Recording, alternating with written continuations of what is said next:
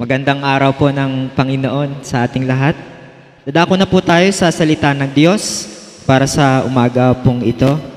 Magsimula po tayo sa isang panalangin.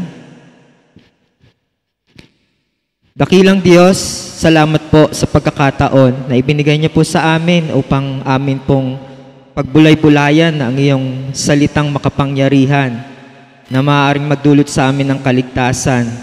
Salamat po sa iyong karunungan, naway mamayani sa aming mga puso ang mga katotohanan pong ito na amin pong pag-uusapan sa aklat ng Santiago. Sa iyong papuri, kadakilaan, kapangyarihan, sa pangalan po ng Panginoong Hesus. Amen. Buksan po natin ang Biblia sa aklat ng Santiago, unang kabanata, talata 21 hanggang 25. Basahin po natin ang Santiago, kabanata 1, talata 21 hanggang 25.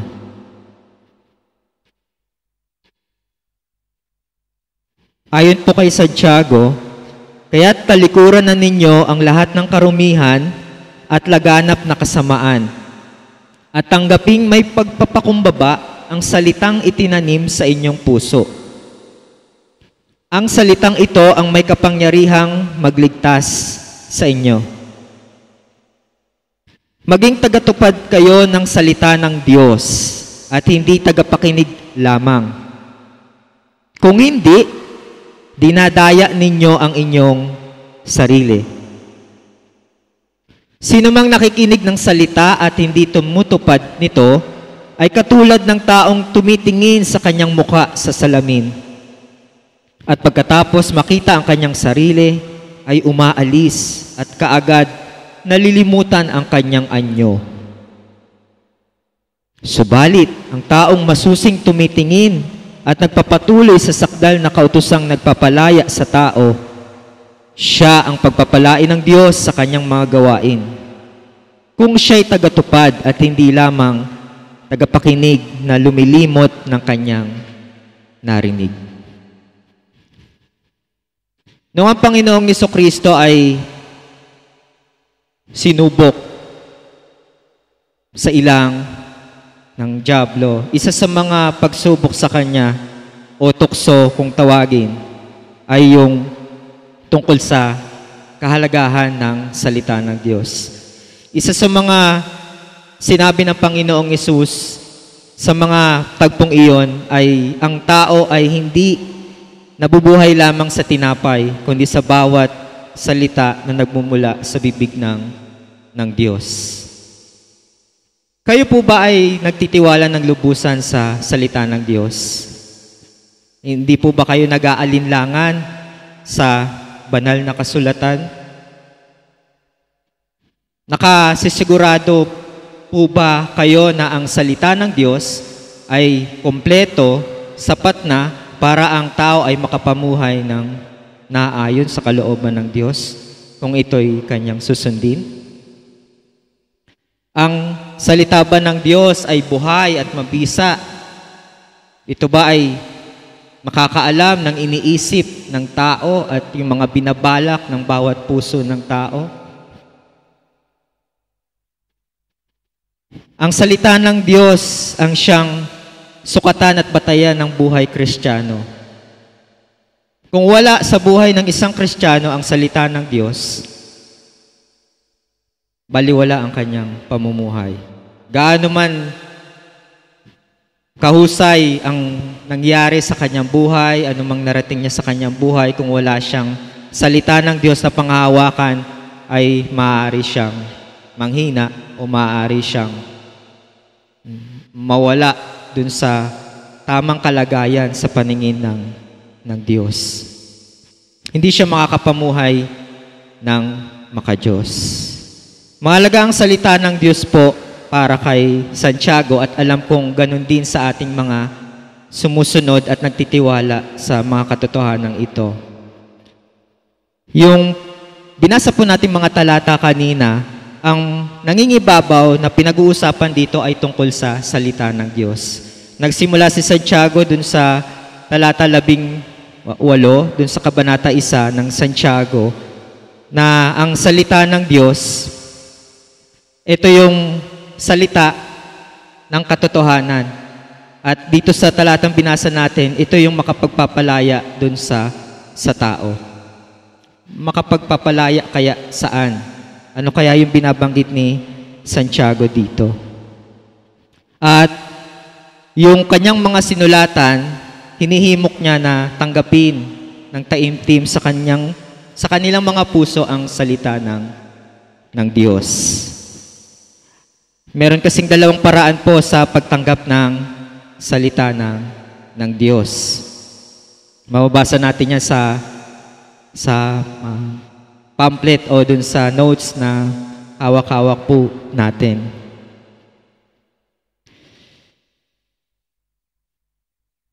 Yung salita ng Diyos kasi, ito yung pwedeng panghawakan, pagkatiwalaan ng taong sinusubok sa kanyang buhay. Naalala niyo po yung panimula nung Kabanata 1 sa Santiago. Diba, sabi ni Santiago, yung kanyang mga sinulatan, inuusig, sinusubok dun sa kanilang pananampalataya, kaya nagkalat sila sa iba't ibang bahagi ng lupain.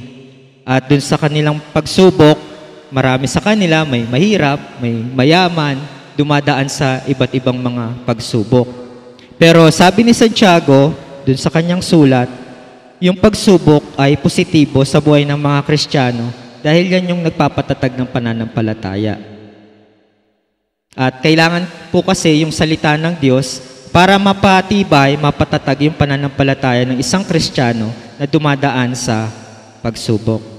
Kasi kadalasan sa reaksyon o pagtugon ng isang tao pagka sinubok o nakaranas ng matinding kahirapan o samot-saring mga problema, pwedeng magreklamo sila sa Diyos, bakit sila nakakaranas ng ganoong pagsubok, o di kaya hindi na nila pansinin o isantabi na lang yung salita ng Diyos kasi nga pinagdaraanan nila yung kahirapan o yung pagsubok. Matatandaan din po natin na sinabi ni Santiago na kung sino man yung may kakulangan sa karunungan, humingi siya sa Diyos. Ang Diyos naman ay nagbibigay ng mapagpala, hindi siya nanunumbat. At ito yung karunungan na binabanggit ni Santiago, yung salita ng Diyos, na dapat na matutunan nating tanggapin. Kasi may mga tao na hindi talaga tinatanggap yung salita ng Diyos. Kahit na marami na silang nalalaman sa salita ng Diyos, o di kaya sabihin nating nabasa na yung buong Biblia, alam nila yon pero hindi naman makikita sa kanilang pamumuhay. Hindi isinasagawa, hindi tinutupad, hindi rin isinasabuhay. Kaya nangangahulugan na hindi talaga tinanggap yung salita ng Diyos. Bawat Kristiyano po kasi ay may itinanim na salita sa puso. Kailangan lang mamunga po iyon. Kasi kung hindi yun mamumunga at hindi makikita sa buhay ng Kristiyano, baliwala yung mga alam mong salita ng Diyos. Kahit na matagal ka na sa Panginoon, marami ka nang naririnig na salita ng Diyos, kung hindi ito na isasagawa, hindi ito tanggap. Yung iba pa nga, sapilitan pa nga yung salita ng Diyos Yung hindi sila masaya, hindi sila nagagalak na ito yung pinag-uusapan, hindi kusang loob, hindi sila marunong magpakumbaba dun sa nilalaman o ninanais ng kalooban ng Diyos sa kanyang salita. Kaya mahalaga na malaman natin yung mga pamamaraan sa pagtanggap ng salita ng Diyos. Nagsimula na si Santiago dun sa Kabanata 1 talata 19 hanggang 20 na kailangan yung salita ng Diyos ay may pagtupad. Kasi yung problema po dito ng kanyang mga sinulatan, dahil nga dumadaan sila sa mga pagsubok, pwedeng hindi nila matanggap yung salita ng Diyos, nagagalit sila pagka pinagsasabihan o pinapayuhan patungkol sa salita ng Diyos. Kaya sabi ni Santiago, maging alisto kayo sa pakikinig, dahan-dahan sa pagsasalita para marinig nyo ng lubusan yung salita ng Diyos at masunod ito sa buhay po ninyo. Huwag agad magagalit kasi yung pagkagalit ay hindi makakatulong sa tao na magawa niya yung kalooban ng Diyos. Kaya biglang pasok po itong talata 21 hanggang 25. Pasok pa rin dun sa pinag-uusapan na salita ng Diyos. Sa notes po natin, makikita natin na meron po diyang dalawang paraan sa pagtanggap ng salita ng Diyos. Una, tanggapin ang salita ng Diyos ng may kababaang loob. Matatagpuan po yan sa Santiago, Kabanata 1, talata 21. At yung ikalawa naman po, tuparin ang salita ng Diyos ng kusang loob. Matatagpuan naman po yan sa Santiago, Kabanata 1, talata 22 hanggang 25. Puntahan po natin yung talata 21. Sabi ni Santiago po dito, kaya talikuran na ninyo ang lahat ng karumihan at laganap na kasamaan. Ibig sabihin po, kalikasan ng tao na siya ay masama. May masasama siyang asal. May marurumi siyang ginagawa. Kaya kailangan ng pagsisisi sa kasalanan o pagtalikod sa mga kasalanang nagagawa. Kasi ito yung nagpapaalipin sa tao. At yung salita ng Diyos ang magpapalaya sa pagkaalipin niya sa kasalanan. Kung kayo po yung tao na naaalipin ng kasalanan, lahat naman po tayo, dadaan talaga po dun eh.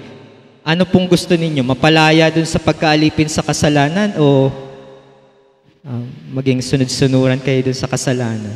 Papaalipin tayo sa kasalanan. Siyempre, ang gusto po natin, mapalaya tayo. Kailangan malaman natin yung katotohanan po. Kaya unang-una po dito sa talata 21, kaya talikuran na ninyo ang lahat ng karumihan at laganap na kasamaan at tanggaping may pagpapakumbaba. Ang salitang itinanim sa inyong puso. Ang salitang ito ang may kapangyarihang magligtas sa inyo. Ibig sabihin, bahagi ng pagpapakumbaba po, yung pamumuhay ng may kabanalan. Hindi po ninyo matatalikuran yung anumang karumihan o laganap na kasamaan sa ating buhay kung hindi tayo magpapakumbaba. Ang pagpapakumbaba po ay simula ng pamumuhay sa kabanalan. Bahagi ng pagpapakumbaba mo sa harap ng Panginoong Diyos, ang pag-amin sa kasalanan at pagsisisi, pagtalikod sa kasalanan. Yung sinasabi nilang put off, pagtalikod sa lahat ng karumihan at laganap na kasamaan. Mahalaga ang pagpapakumbaba. Kasi kadalasan yung mga tao na hindi mapagpakumbaba, mapagmataas, mapagmalaki, hindi sila tatanggap na may sala o meron silang ginagawang mali. Hindi naman ako nagnakaw, hindi naman ako nakapatay.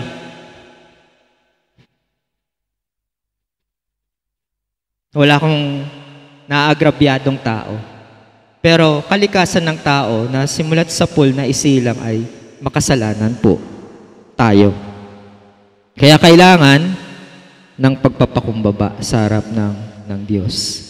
Tanggapin natin na tayo ay makasalanan at sa bawat sandali ng ating buhay, marami ang pagkukulang na nagagawa natin sa Panginoon.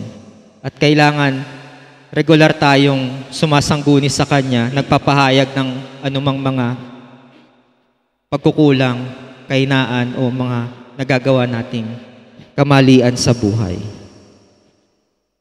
Yung binabanggit po ditong salitang itinanim sa inyong puso, ito yung makapagliligtas, yung salita ng Diyos. Bakit? Kasi yung salita ng Diyos po, ito'y kinasiyahan ng Diyos. Ibig sabihin, galing sa Diyos. Ang Diyos ang nagsulat nito, ang Diyos ang nagbigay nito sa atin, at ang mga salitang ito ay nagagamit sa pagtuturo ng katotohanan, pagtatama ng mga maling pananaw sa buhay, maling katuruan, pagtutuwid sa mga likong gawain, at nagagamit sa pagsasanay para makapamuhay ang isang tao sa matuwid at makadiyos na pamumuhay.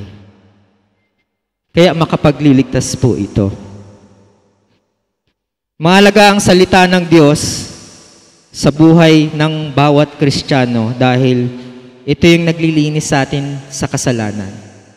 Ito yung nagpapamukha po sa atin na kailangan natin ng tagapagligtas sa kasalanan. At kung masumpungan, matagpuan natin yung tagapagligtas, alam naman po natin kung sino siya, ang Panginoong Jesucristo na siyang nagbayad ng ating mga kasalanan sa krus ng Kalbaryo. Namatay siya dahil sa pag-ibig sa atin.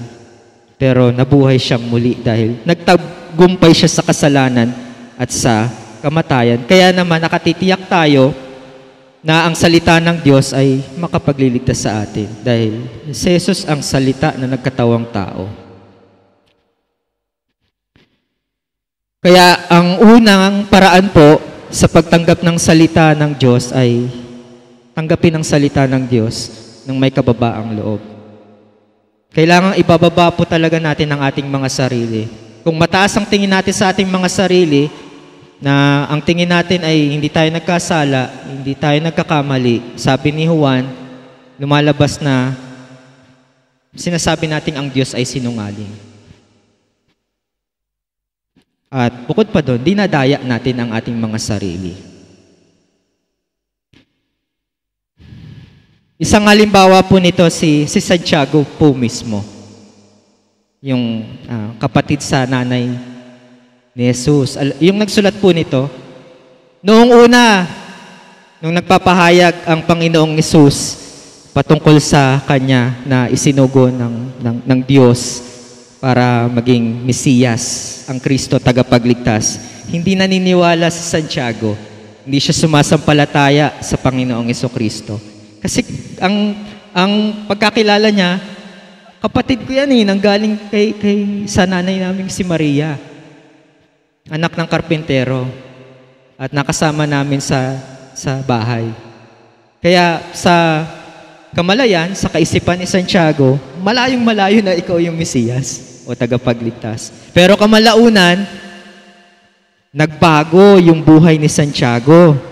Nagawa niya yung talata 21 na nagpakumbaba siya at nakita niya na si Jesucristo ay Panginoon talaga na isinugo ng Diyos para maging tagapagligtas ng lahat ng mga makasalanan, kagaya ni Santiago. Kaya ginawa niya yon, yung pagtalikod sa lahat ng karumian at laganap na kasamaan, at yung salita ng Diyos na naitanim sa kanyang puso ay namunga. Kaya si Santiago, makikita natin yung nangyari sa buhay niya. Isa siya sa mga naging haligi para maitatag yung iglesia ng Panginoong Hesus. Iba siya dun sa Santiago na kabilang sa 12 alagad ng Panginoong Hesus po. Pangkaraniwan kasi yung pangalang Santiago. Pero ito yung Santiago na kung saan nagpasimula ng iglesia sa Jerusalem. Yung Santiago kasi na kapatid ni Juan, yung isa sa mga 12 alagad ng Panginoong Hesus na nauna, namatay na siya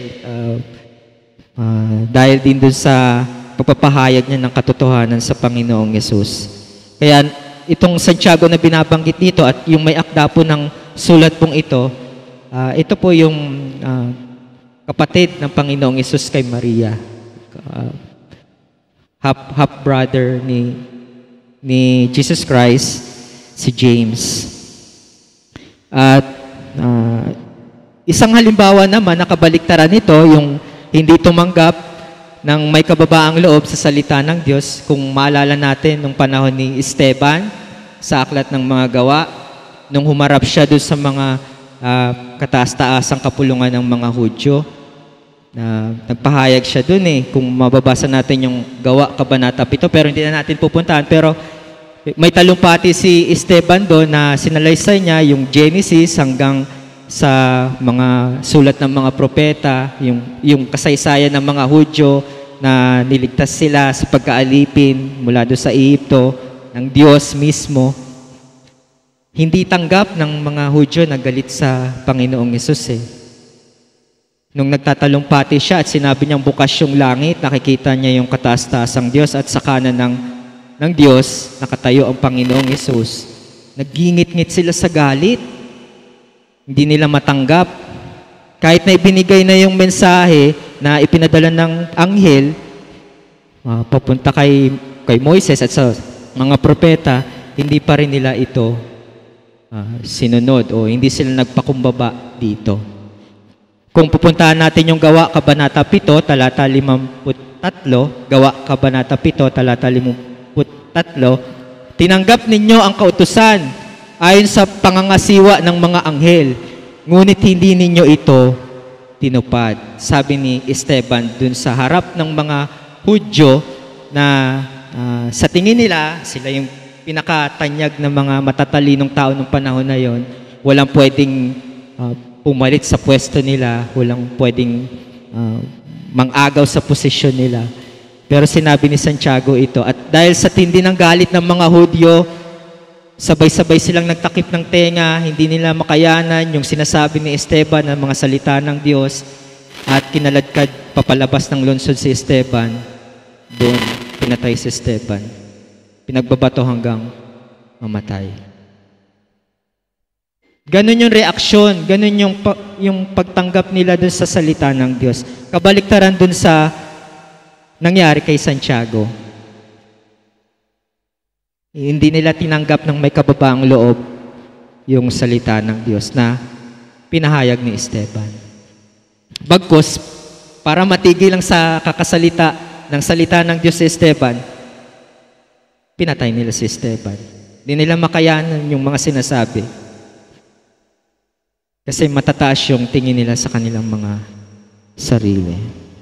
Kaya, sa atin mga kapatid, kung gusto nating mangyari yung naranasan ni Santiago na biyaya, pagpapala ng Diyos, na isa sa mga tumanggap talaga ng salita ng Diyos ng may kababaang loob. Maglaan tayo ng panahon sa pagpapahayag ng mga nagagawa nating kasalanan sa Diyos. Marami tayong nagagawang mga kamalian sa Kanya. At talikuran natin yung mga kasalanan na nagagawa natin. Kasi buhay ng Panginoong Hesus yung naging kapalit. Inihandog para mapatawad tayo, maging malinis tayo sa harap ng Diyos pagdating sa kasalanan. Kaya salamat sa Panginoong Hesus dahil ibinigay niya ang Kanyang salita sa atin para tanggapin ng may kababaang loob. Tinatanggap po ba natin yung salita ng Diyos ng may kababaang loob?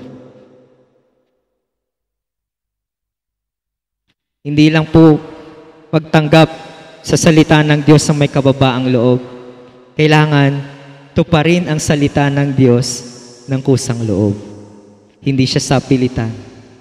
Hindi siya kabigatan na nahihirapan tayong sumunod sa salita ng Diyos. Dapat kagaya tayo ni Pedro na gaya ng mga sanggol, manabik kayo sa dalisay na gatas espiritual upang sa pamamagitan nito ay lumago kayo sa inyong karanasan ng kaligtasan.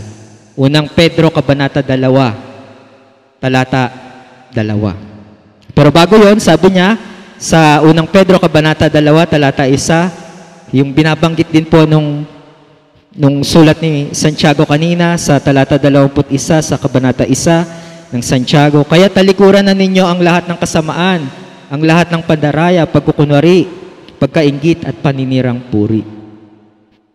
Yan yung mga binabanggit ni Santiago na masasamang asal, maruruming mga gawa. Ang pagkakaiba po ng masamang asal at saka yung maruruming gawa, yung masamang asal, yung motibo, hangarin ng isang tao. Samantalang yung maruruming gawa, ito yung mga panlabas na, halimbawa, pakikipag-awa, yung mga binanggit dito, pandaraya, pagkukunwari, pagkainggit, paninirang puri. Sumatotal, kasalanan na nagpapaalipin sa tao. Tuparin ang salita ng Diyos ng kusang loob. Santiago, Kabanata 1, talata 22 hanggang 25. Sabi po ni Santiago dito, maging tagatupad kayo ng salita ng Diyos. at hindi tagapakinig lamang. Kung hindi, dinadaya ninyo ang inyong sarili. Yung salitang taga-tupad, taga-sunod, tagapagsagawa, tagapagsabuhay ng salita ng Diyos. Hindi lang siya tagapakinig. Kasi nangyari ito doon sa isa sa mga sermon sa bundok ng Panginoon, yung talinghaga na yung binhi na nahulog sa iba't ibang uri ng lupa. Naalala niyo po yun, na kung saan lahat pare-parehas nakarinig na salita ng Diyos, pero yung iba hindi namunga kasi nga tagapakinig lang sila. Hindi talaga tagatupad ng salita ng Diyos at hindi kusang loob na napilitan lang dahil maaaring nung nagtuturo ang Panginoong Hesus ng talinghaga na yon, may mga himala siyang ginagawa, kaya nakikinig yung mga tao. Hindi po nangangahulugan na ang isang tao ay nakikinig ng salita ng Diyos ay talagang tumatanggap ng salita ng Diyos. Maaaring hanggang tagapakinig lang po sila. Kaya magandang maitanong rin po natin ito sa ating mga sarili. Ako ba ay tagapakinig lamang o tagapagpatupad ng salita ng Diyos? Nagagalak ba ako na sundin ang salita ng Diyos o lagi na lang laban sa hilig ko, sa kagustuhan ko, sa kalooban ko, hindi ko na lang susundin yung salita ng Diyos? Yan yung sinabi ni Pablo dun sa kanyang kamanggagawang si Timoteo, dun sa 2 Timoteo, na sabi niya, Timoteo, darating ang panahon, yung mga tao, hindi na sila susunod sa katotohanan. Ang susundin nila, yung mga katang-isip. Maghahanap sila ng mga tagapagturo na pabor dun sa kanilang pakikinggan, yung pabor dun sa kanilang saloobin. Kaya sabi niya kay Timoteo, Timoteo, ipangaral mo ang salita ng Diyos, pag sumikapan mong sundin ang mga ito, gawin ang mga ito, himukin mo, pagsabihan mo ang lahat ng tao, palakasin mo ang kanilang loob sa pamamagitan ng matyagang pagtuturo. Gawin mo ang salita ng Diyos na ipinapangaral mo, napapanahon man o hindi napapanahon. Ibig sabihin, may tatanggap man nito o hindi tatanggap, kailangan mong ipangaral ang salita ng Diyos. Kasi ang Diyos naman talaga ang nagbabago dun sa taong makasalanan. Siya yung nag-uudyok sa tao para sumunod sa katotohanang ibinigay niya. Yung mga tagapangaral, kagaya ni Pablo, ni Timoteo, ni Santiago, ni Pedro, sila yung mga kasangkapan lamang para maihatid sa atin yung salita ng kaligtasan. Kaya sayang naman po yung pagpapagal nila, paghihirap nila, para maipalaganap yung salita ng Diyos na ang adhikain nila ay maligtas yung tao sa kasalanan kung pakikinggan lang sila, hindi sila susundin doon sa kanilang mga payo na galing sa salita ng Diyos. Kaya sabi po niya, maging tagatupad kayo ng salita ng Diyos at hindi tagapakinig lamang, kung hindi dinadaya ninyo ang inyong sarili. Yung salitang dinadaya dito parang yung sa mathematics. Di ba? May iba't ibang mga formula. Halimbawa, trigonometry. Gagamitin mo yung formula ng algebra. Mamamali ka. Miscalculation kasi mali yung formula na ginamit mo. Kung karunungan ng taong gagamitin mo at hindi karunungan ng Diyos, yung salita ng Diyos, pananaw lang ng tao, ay hindi talaga mamumunga sa mga katotohanan ng Diyos at sa matagumpay at magandang, mabuting buhay. Kasi hindi karunungan ng Diyos yung nasunod, hindi salita ng Diyos, kundi karunungan lang ng tao. Kasi sayang yun yung mga napapakinggan natin salita ng Diyos kung hanggang pakinig lang. Maganda kung maisagawa po yun, maisabuhay po natin. Kasi may epekto sa atin yung salita ng Diyos.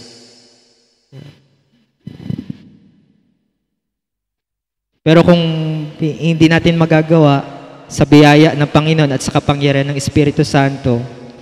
Binigyan na nga tayo ng mga biyaya ng Diyos, kagaya ng salita niya, ng katotohanan, makapagliligtas, yung Espiritu Santo na siyang gagabay, papatnubay, mangunguna sa atin para lubos nating maunawaan yung salita ng Diyos at maisapamuhay. Binigay na po ng Diyos yan. Kaya huwag nating dayain yung sarili natin. Huwag tayong maging tagapakinig lang, kundi tagatupad tayo, tagapagsagawa. Sabi kasi ni Santiago, dugtong niya, sino mang nakikinig ng salita at hindi tumutupad nito ay katulad ng taong tumitingin sa kanyang mukha sa salamin. Ba't kaya binanggit ni Santiago yung salamin? Ito ba ay salamin na yung ginagamit natin na pagsuri, pagsiyasat dun sa itsura natin, kung maganda ba tayo, maayos ba yung buhok natin, may dumi ba yung mukha natin, o yung salita ng Diyos na sumasalamin doon sa ating pagkatao, doon sa ating kalagayan sa harap ng Diyos. Ang salita ng Diyos, yung binabanggit niyang salamin. Noong mga panahon ni Santiago po, mga kapatid, iba yung salamin nila. Hindi siya katulad ng babasagin na salamin natin ngayon na masyadong malinaw yung refleksyon, yung larawan na makikita natin. Yari sa tanso, sa ginto, pilak, yung salamin noon na pinapakintab nila, hindi masyadong kuwang-kuwa kagaya ng salamin natin ngayon. Pero yung sinasabi ni Santiago dito, yung salita ng Diyos, kapag yan yung ginamit ninyo na panukat, pamantayan, batayan dun sa inyong buhay, ay talaga naman makikita ninyo yung tunay na kalagayan po ninyo sa harap ng Diyos. At yan din yung pwedeng magamit natin para makita yung dumi. Hindi dumi doon sa itsura, yung dumi ng pagkatao natin, dumi ng kaluluwa, nung nasa espiritu na ginagawa natin sa kasalanan. Yan yung salita ng Diyos. Kaya yun yung sinasabi ng Hebreo po na nabanggit natin kanina. Buhay at mabisa ang salita ng Diyos na mas matalim pa kaysa alinmang tabak na sa magkabilang dulo ay may talim na tumatagos doon sa kaibuturan ng kaluluwa, espiritu, ng mga buto, kasukasuhan na nakakaalam ng iniisip at binabalak ng bawat puso ng tao. Kaya yung salita ng Diyos, para matanggap natin, mapatunayang na isa sa puso natin, kailangang tuparin ito ng may kusang loob. Hindi mabigat na sumunod sa utos ng Diyos. Ang halimbawa nito si Juan po, mga kapatid, yung sinabi niya sa unang sulat niya na yung pag-ibig ng Diyos, kung tunay yan, kung talagang matibay yan, dapat tinutupad mo ang utos ng Diyos. Hindi naman napakabigat o hindi naman napakahirap sumunod sa utos ng Diyos. Kung gugustuhin po natin. Si Santiago yung isa sa mga alagad na kahit sa mga huling sandali ng Panginoong Hesus dun sa krus ng Kalbaryo, nandun siya, bukod tangi dun sa 12 alagad. Kasi ganun ka taimtim yung kanyang pagsunod sa Panginoong Hesus na kahit manganib yung buhay niya, kahit madamay siya dun sa pagkapako ng Panginoong Hesukristo, andun siya, fully supportive sa Panginoong Hesus kasi kusang loob siyang tumutupad dun sa salita ng Diyos. Hindi siya kagaya nila Janes at saka ni Jambres. Narinig niyo na po ba yung mga pangalan po na yan? Na mga tao ng panahon ni Moises, na sumalungat kay Moises, sumalungat sa katotohanan ng Diyos, kaya isiniwalat ng Diyos yung kanilang mga kasalanan o kahiyahiyang mga ginawang masasamang gawa o karumihan sa buhay. May nagsasabi na itong mga taong ito, taga-Ehipto na may pasimuno doon sa paggawa ng gintong guya nung panahon ni Moises, matapos na mailabas yung mga Israelita dun sa Ehipto para mapalaya sa kamay ng Paraon. Ito pa rin ang salita ng Diyos ng kusang loob. Hindi napipilitan, hindi nabibigatan. Masaya tayo na ito yung pinag-uusapan. Naalala ko yung sa aklat ng mga gawa, yung tao na nasa bintana, nahulog siya kasi ang tagal ni Pablo magpahayag ng salita ng Diyos. Akala nila wala na yung tao na yun pero nung pagbaba ni Pablo at hinawakan niya, buhay pa naman, salamat sa Panginoon, yung taong yun. Nakalimutan ko lang yung pangalan. Pero maganda kasi yun mga kapatid, doon masusukat na kung talagang tayo ay tumatanggap sa salita ng Diyos, kung tayo ay nauuhaw sa salita ng Diyos. Kasi ito yung pagkain ng ating kaluluwa, kagaya ng binabanggit ng Panginoong Yesus. At sabi niya po dito, balik tayo kay Santiago, sino mang nakikinig ng salita at hindi tumutupad nito ay katulad ng taong tumitingin sa kanyang mukha sa salamin at pagkatapos makita ang kanyang sarili ay umaalis at kaagad nalilimutan ang kanyang anyo. Isa sa mga kainaan ng mga Kristiyano ang malimutan ng salita ng Diyos. Kaya pagdating ng pagsubok, yung iba sa kanila, nadidepress, nai-stress, hindi alam kung ano yung gagawin. Pero ang salita ng Diyos, mga kapatid, ang unang-unang pwedeng sumaklolo sa atin. Anumang pagsubok yan, anumang problema, yung binabanggit ni Santiago. Kahit sa pagtukso, alam po natin na ang buhay Kristiyano, bawat sandali tinutukso tayo. Batay doon sa ating mga kainaan. Sabi ni Santiago, kapag ang pagnanasa ay namunga, at nanatili. Yung tukso, hindi pa siya kasalanan. Pag nasa ka na, maaaring magbungay ng kasalanan at magbungay ng kamatayan yung kasalanan kapag ka pinatagal at hindi natin ginawa yung talata 21 hanggang talata 25 na sinasabi ni Santiago po dito.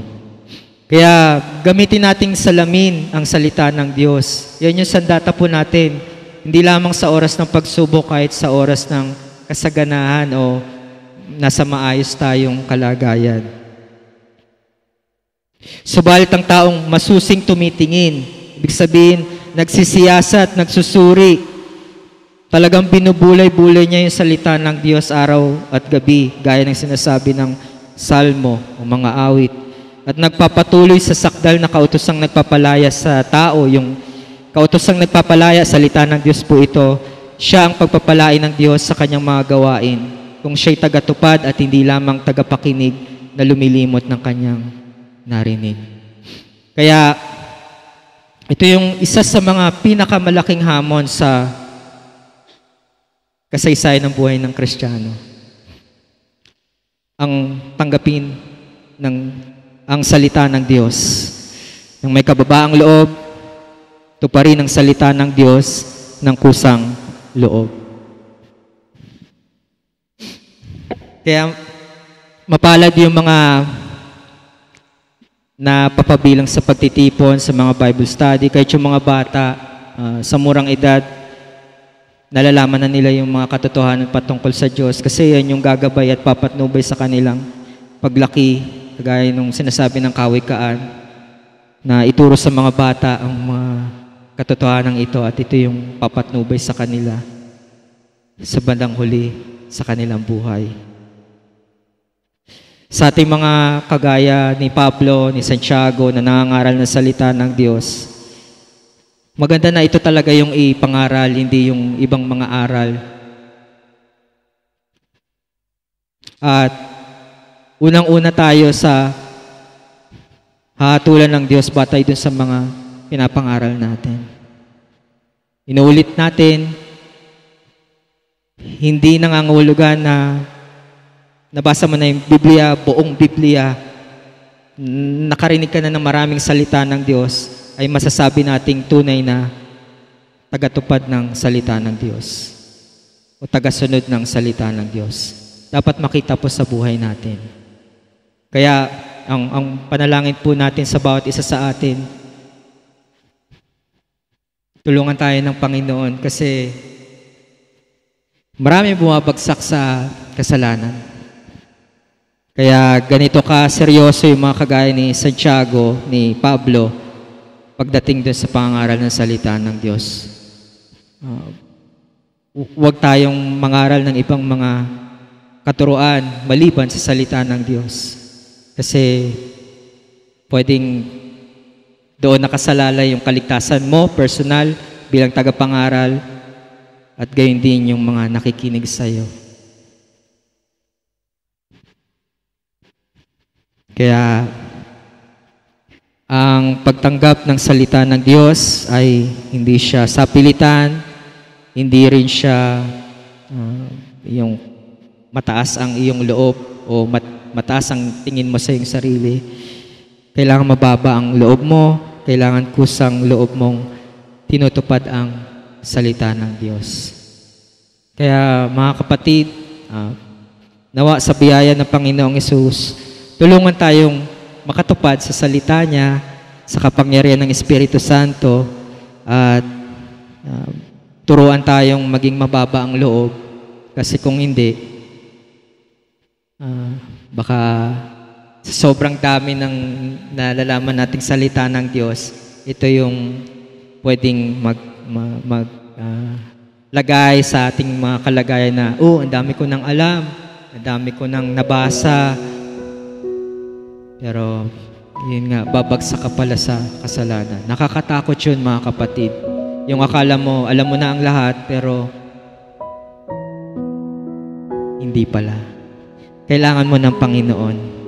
Salamat po mga kapatid sa salita ng Diyos, sa Panginoon na siyang nagsulat nito para tulungan tayo na mapalaya sa kasalanan natin at iligtas tayo sa tiyak na kapahamakan dulot ng kasalanan. Kaya yung salita ng Diyos, laging may baon tayo. Pagka may pagsubok, pwede tayong may magamit. Kaya lamang na lamang yung mga Kristiyano na may salita ng Diyos. Kasi hindi sila masyadong apektado ng pagsubok. Kasi yung mga pagsubok, minsan, di natin talaga inaasahan. Sumusulpot, pwedeng kalamidad, pwedeng kalusugan, pwedeng trabaho, hanap buhay, nagkakitaan, relasyon o anumang ugnayan. Maraming problema na pwedeng kaharapin natin bilang Kristiyano, pero makakaasa tayo, makakatiyak tayo na ang salita ng Diyos ay maaasahan at mapagkakatiwalaan. Manalangin po tayo. Dakilang Diyos, salamat po sa iyong salita. Tulungan niyo po kami na amin pong tanggap ito ng may kababaang loob at matupad ng kusang loob sa buhay po namin. Ito yung kayamanan na iniwan niyo po sa amin, ipinamana sa amin para pagdating ng araw sa panahon na magkasama-sama tayo ay makita ang ebidensya, katibayan na makapangyarihan kang Diyos na nagbabago dun sa mga makasalanan gaya namin. Naway, bigyan niyo po kami ng karunungan mula sa iyong salita at palagi po naming pangawakan ito bawat sandali sa aming mga buhay. Pinupuri ka namin, dinadakila dahil sa iyong dakilang salita, sa pangalan ng Panginoong Hesus. Amen.